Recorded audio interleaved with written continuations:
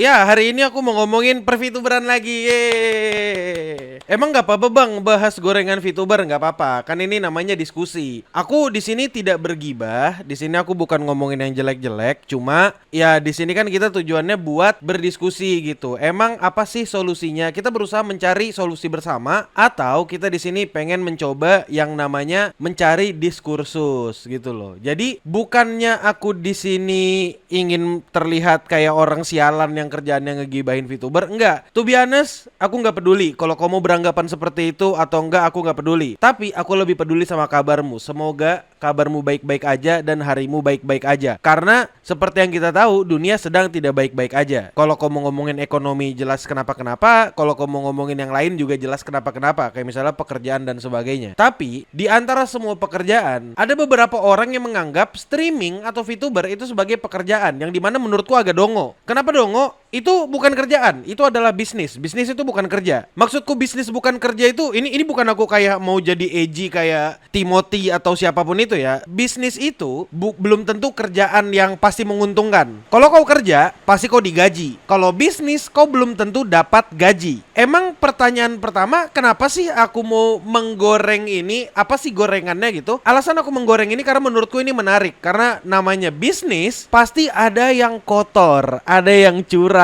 You know what I'm saying? Gak semua bisnis itu bersih. Gak semua bisnis itu isinya pelangi dan kelap-kelip cahaya gitu. Gak semua isinya keterkenalan. Jadi akan kubuka hari ini dengan tweet dari Amigo Day. Dia ngomong kayak gini: ada VTuber yang mampir ke streammu cuma buat ngincer top donatur lu. Habis itu dideketin, diajak sering main bareng, bikin donaturnya pindah channel, ngejelekin kamu, ngasih narasi aneh-aneh biar orangnya kena hasut. Lucu? Lucu. Ada gitu? Ya jelas ada lah. Si gitu. Terus di sini, I don't know why this post is blow up. Amit tweet kemarin pagi, baru cek tadi malam ini. Shock dikit lihat likes-nya. Anyway, no sepal sepil. Bukan mau mulai drama, cuma sharing pengalaman. Kalau pernah ngalamin juga, berarti relate. Kalau enggak, semoga jadi aware. That's all. Bubar, bubar. Nah, dia kurang lebih ngomong kayak gitu. Nah, seperti yang ku bilang tadi, dalam bisnis pasti ada cara kotor. Dan jelas bisnis kayak streaming atau bisnis kayak VTuberan, YouTuber atau apapun itu yang mirip-mirip di entertainment atau geek entertainment, itu tuh senggol-senggolan. Separah itu senggol-senggolannya. Aku pernah dengar kasus ini, jujur, tapi aku lupa siapa orang itu. Dan biasanya yang dilakukan sama orang ini jual-jual cerita sedih, jual-jual fitnah gitu. Dan menurutku ini bahaya banget dan ini nggak sehat buat industri. Ya maksudnya industri sih akan tetap bergerak seperti biasa. Cuma namanya fitnah pasti dampaknya jelek. Betul apa betul? Betul. Nah, karena tweet ini jelas banyak orang penasaran. Kita lihat retweetnya, ada cerita begini. Baru tahu ada yang kayak gini, serem juga gitu. Gak inget sih, tapi kalimat andalan yang ngejelekin kita demi spender sih. Kan yang punya duit spender, kenapa yang sibuk elu? Ya begitulah ujungnya kalau kita pertanyakan itu alasan beliau ngejelekin kita. Terus ada juga Gandalf virtual whore anyone? Maksudnya lonte online gitu. Lonte virtual gitu. Astagfirullahaladzim, kasar Akil, gak boleh ngomong kasar Akil, kamu puasa.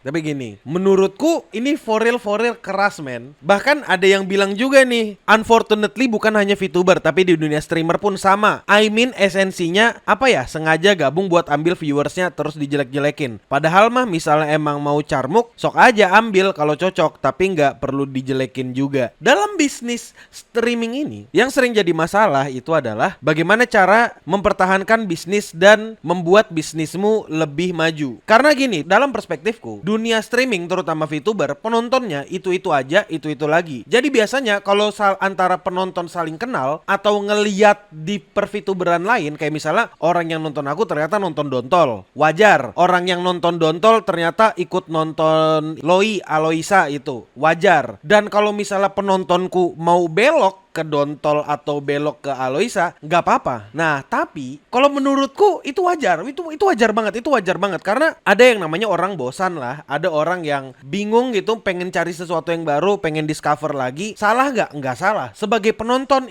mereka nggak bisa disalahkan. Tapi di sini, kalaupun misalnya beneran ada yang kayak dia itu sampai nyebar fitnah, ngedeketinnya nyebar fitnah, Ah, itu bahaya tuh. Menurutku kalau misalnya ada VTuber datang ke streamer VTuber lain, itu tuh normal, itu biasa aja. Itu tuh kayak ya udah gitu. Itu bagaimana cara dia memarketingin dirinya supaya penonton atau orang-orang aware dengan dia. Begitu orang aware sama dia, di check out ya. Kita cek streamnya seru nggak, apa nggak gitu. Tapi ya kalau misalnya ada langkah lebih jauh seperti bisnis pada umumnya, pasti ada yang kotor gitu. Ih, seru. Aku baru tahu ada yang kayak begini, bro. Bisnis per coffee shopan juga mirip. Baru aja gua ditikam sama partner bisnis munafik tuh kan. Pasti ada. Bisnis-bisnis itu pasti ada cara kotornya. Ini tuh kayak marketing door to door gitu. Kau datangin streamer lain, ngobrol sama streamer itu di chat atau di apapun itu, dan misalnya ada penonton yang tertarik, itu jelas pasti ada. Dan itu adalah marketing door to door bahasanya ya. Normal nggak? Ya normal sekali lagi. Tapi caranya yang nggak normal kalau kau sampai ngefitnah. Bukan cuma sampai situ, bro. Ini aku sendiri adalah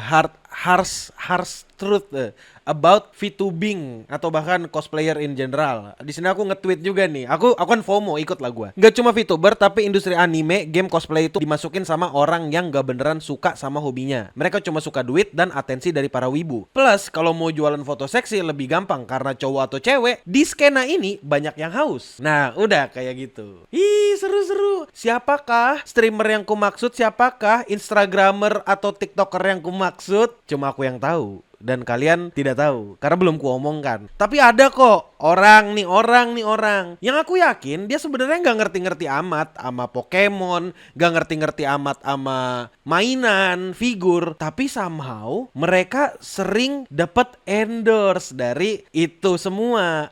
Normal nggak? Ya kalau misalnya ngomongin bisnis sekali lagi normal. Tapi apakah mereka genuinely suka dan hobi dengan itu? Itu bisa dipertanyakan. Gak usah munafik deh. Kita di sini sama-sama tahu kan kalau pasar wibu itu banyak yang cowok, dan beberapa cowok ini demografinya ya cowok, dia kesepian, jomblo, pasti itu udah. Habis itu ya mereka cuma bisa mengagumi cewek-cewek cakep lewat IG gitu, yang dimana mereka menjadikan cewek-cewek IG atau cewek-cewek TikTok sebagai standar kayaknya. Ini cantik loh, tapi kok aku nggak bisa yang dapat kayak begini di real life gitu. Ada yang kayak gitu. Nah, karena pasar wibu itu banyak cowok yang kayak begitu, mau nggak mau atau suka nggak suka, pasti ada nih orang yang pengen memanfaatkan lapak perwibuan. Paham kan? Ada aja gitu di dunia cosplayer gitu kan. Dia nggak ngerti animenya, ngerti animenya. Bahkan karakter yang dia cosplayin pun dia belum tentu tahu gitu. Dan tahu-tahu dibikinin foto versi seksinya, yang bagian-bagian kulit-kulitnya dilihatkan. Ada nggak?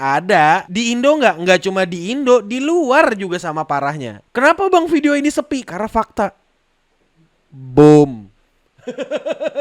Ini cosplay apa? Nah, itu kenapa video-videoku yang sebelumnya yang ngomong cosplay apa itu tuh sarkas ke orang yang kayak begitu sebenarnya. Ada juga orang. Jangankan cosplayer. Kalau cosplayer kan modalnya gede tuh ya kan. Paling enggak kok sekali rental kostum bisa lah 200.000, 300.000 gitu, atau beli kostum bisa lah sampai jutaan gitu. Tapi ada juga nih yang sama, game. Seru. Ada yang biasanya kontennya ngebahas horor, ngebahas konspirasi, ngebahas ekonomi, ngebahas apa, tahu-tahu main game. Lucu. Tahu-tahu ngomongin game, tahu-tahu bicarain game. Ada nggak? Ada. Kalau kau kira itu lu kali kill, lu kan nggak main game-gamenya Hoyo, bohong, tolol gitu. Nggak ada, tolol tuh. Kok nggak tahu aku spending berapa di game ZZZ gitu. Ada. Tolol kalau kau ngira aku buzzer-buzzeran murah gitu. Enggak. Aku tuh main game beneran. Tapi game yang aku suka game gacha gitu loh. Pernah lihat yang kayak begitu dan akhirnya streamer yang beneran into banget ke game atau fandomnya serasa diterlantarkan. Kan jadinya ngerusak industri nggak sih? Ngerusak. In the long run. Tapi ya kalau dalam short term sih ujung-ujungnya jadi rame-rame juga gitu loh. Jadi ya itulah bagaimana cara bisnis bekerja. Fakta nggak? Fakta aja sih. Aku sendiri nggak marah, aku sendiri nggak benci, karena menurutku orang itu emang awal dan bermulanya dari karbit dan normal. Karena benar kata Novel Akbar, semua itu pernah karbit. Tapi ya begitulah, ada juga orang yang dia ini nggak ngerti game, nggak ngerti apa, tahu-tahu jadi BA juga ada. Kagak ngikutin e-sport yang gimana-gimana, tapi tahu-tahu jadi BA gitu. Beruntungnya sih sejauh ini aku cuma mengiklankan apa yang kumainkan. Bos baru yaitu Scaramouche the Belvedere. Nyenggol Coach Justin mas.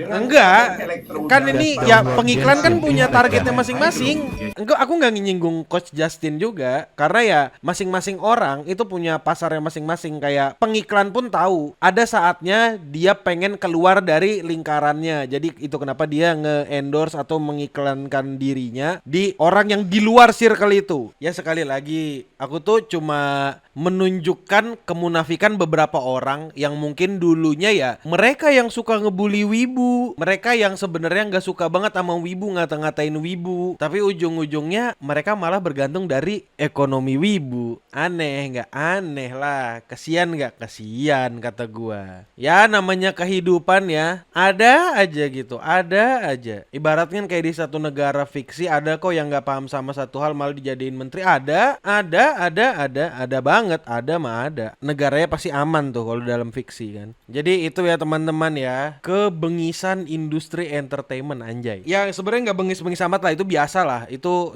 normal lah. Ya begitulah namanya industri entertainment ya. Normal nggak kayak gitu? Normal. Cuma yang kasihan tuh kalau sampai senggol-senggolan. Sampai kayak aku ingin datang ke streamnya dia terus aku ngobrol sama top spendernya dia supaya aku bisa lebih dekat. Siapa tahu nanti duitnya ke aku dan bisa aku pakai buat jalan-jalan sama pacar aku. Gitu. Nah, masalah perfituberan itu bukan cuma itu, bro. Tapi masalah dunia perfituberan atau perstreamingan itu adalah parasocial relationship. Kayak misalnya apa yang dibilang sama Alin nih. Alin juga ngomong nih, jangan parasosial sama VTuber for own sake, for your own sake. Banyak yang aslinya brengsek tapi nggak kebuka di publik karena kaitannya sama personal life. Jadinya ya udah YTTA antara community aja. Kalau kau sampai parasosial sama mereka yang most likely kau nggak sadar kalau mereka brengsek, ya abis lu dimanfaatin. Jadi ya betul teman-teman ya. Kenapa sih tweet yang sebelumnya itu masih cukup relevan dengan para social relationship? Karena kita jujur-jujuran aja nih bro, kita jujur-jujuran aja. Menurutku alasan orang pengen ngedonate ke VTuber kesukaannya, salah satu yang pertama itu karena mereka pengen ngeliat cewek yang terhibur sama jokes mereka. Jadi kayak ya itu salah satu bentuk parasosialnya lah. Bentuk parasosialnya tuh ada juga orang yang pengen ngedonate dengan tujuan pengen ngedeketin. Jujur tuh kurang. Itu sampah banget ya. Kok kalau pengen ngedeketin orang tapi dengan cara ngedonate itu salah banget men. Bisa nggak? Aku nggak bilang nggak bisa, tapi itu cara yang kurang normal sebenarnya kalau boleh jujur. Karena ya namanya kau ngedonate ya buat seneng-seneng aja gitu loh. Nah itu ya. Jadi pada dasarnya parasosial itu bahaya. Ternyata bisnis ini emang seberbahaya itu dan seberesiko itu. Dan kalau kamu sadar apakah VTuber, streamer itu beneran kaya atau enggak? Trust me enggak bro. Enggak banyak duit banget, enggak yang gimana-gimana ya. Tapi gini, contoh kita lihat tweetnya Dontol. Dontol bilang, mahal ngeluarin duitnya gampang, seneng, muterin baliknya low-key bikin botak, especially if you are indie dan bukan hobis alias mencari beras dari sini. Nah betul, aku streaming sebagai hobi, dapat donate, dapat apapun, jujur seneng gak? Seneng, karena itu sangat membantu perekonomianku. Tapi apakah aku menjadikan streaming sebagai pendapatan utama? Enggak, karena aku tahu nggak mungkin bisa. Nah terus habis itu ya mau kubahas lagi, ada lagi nih tweet yang menurutku menyenangkan nih. Oshilu nggak secakep karakternya, stop parasosial dan berharap macarin VTuber apalagi ngimpi speknya sama persis kayak caranya. Aku tahu kok ada beberapa VTuber yang cakep, mampus cakep banget gitu. Kayak misalnya ada Koki, ada Nara, ada Dontol, ada Fure gitu kan. Fure kan cakep juga ya. Kita tahu ada yang cakep, cuma nggak semuanya cakep. Nggak semua VTuber cowok yang kalian ikuti itu juga cakep gitu. Arion emang dia cakep? Well, kalau aku bilang dia cakep takutnya aku dikira homo. Tapi intinya nggak semuanya itu persis dengan apa yang ada dalam kepalamu. Jadi ya sudah, mau diapakan lagi. VTuber tuh nggak semuanya jelek. Beberapa di antara mereka emang ada yang malas makeup, ada yang malas mandi sampai kayak kalau misalnya sebelum streaming harus dandan mulu kan capek. Kalau misalnya setiap streaming rambut harus ganteng gitu, muka harus ganteng gitu kan susah juga gitu. Jadi ya udah. Nah, terus di antara sekian banyak tweet ada juga satu tweet yang menurutku ini menurutku ada orang yang pengen memberikan fakta. Apakah dia fakta? Nggak tahu. Tapi akan kunilai sendiri. Karena gini, ini kan hit me with the harasses VTubing truth gitu. Mereka hanya ingin subskripsi dan membership dan donasi dari kamu. Nah, pertanyaannya, emang iya? Ada memang yang ngejar angka, ngejar membership, ngejar donasi ada. Tapi ada juga orang yang streaming beneran cuma buat dapat perhatian. Per VTuberan ada nggak? Ada. Ada banget, bro. Ada banget. Kok kira kenapa aku streaming? Karena aku pengen dapat perhatian. Aku kan NPD. Nggak, aku bohong. Aku pengen jadi lebih produktif aja. Kalau aku sendiri sih aku malas syuting video. Jadi aku nge-record sambil live kayak apa yang kulakukan sekarang. Begitulah kehidupanku ya, karena malas dan ingin efisiensi. Dan apakah ini benar? Ya setengah benar. Cuma masalahnya banyak kok VTuber yang nggak ngerti perangka-angkaan gitu. Jadi ya normal. Ya itu aja sih menurutku yang cukup dan layak untuk dibahas ya. Sebenarnya ada lagi yang lain, cuma aku nggak tahu kira-kira sangat layak tidak untuk dibahas gitu. Karena kan ini kita kan tujuannya buat diskusi aja ya, buat ngobrol-ngobrol gitu. Nah, kalau misalnya kau ada komentar-komentar lain ya yang menurutmu kayak harsh truth about VTubing, kasih tahu ya di kolom komentar. Karena gini loh, aku ngerasa beberapa VTuber itu sebenarnya nggak ngerti sama angka-angkaan. Mereka itu cuma ngerti sebatas subscriber, views, atau bahkan cuma berapa banyak duit yang mereka dapat. Udah gitu doang. Aku nggak yakin mereka emang menganalisis di analitik, you know what I'm saying? Mereka aku yakin mereka belum tentu mengkoreksi atau evaluasi dari konten mereka. Dan aku juga yakin ada orang yang jadi VTuber karena ya mereka hobi aja, gabut gitu. Normal nggak? Normal, sekali lagi. Ini tuh bisnis. Dan bisnis itu ya ada orang yang mainnya caranya bersih, ada yang caranya kotor. Cuma kayak gitu. Kalau kau mau tahu lebih dalam lagi soal dunia per-VTuberan, mungkin kau bisa tanya ke aku tipis-tipis. Kalau kau mau email aku masalah per-VTuberan juga nggak apa-apa, silahkan. Tapi ya udah gitu. Aku sendiri streaming karena gabut, bukan karena pengen menjadikan itu sebagai penghasilan utama, karena penghasilan utamaku dari clean sound. Kasih tahu enaknya di next kita marah-marahin orang beneran apa VTuber dah. Ya udahlah, itu aja dulu, dadah. Halo Om Akil, rencana nanti mau mokel jam berapa? Bang, astagfirullahalazim. Aku tahu ini hari kedua aku puasa, cuma kagak. Kenapa mokel? Kenapa mokel? Kenapa? Kenapa mokel? Kenapa mokel? Kenapa mokel? Kenapa mokel?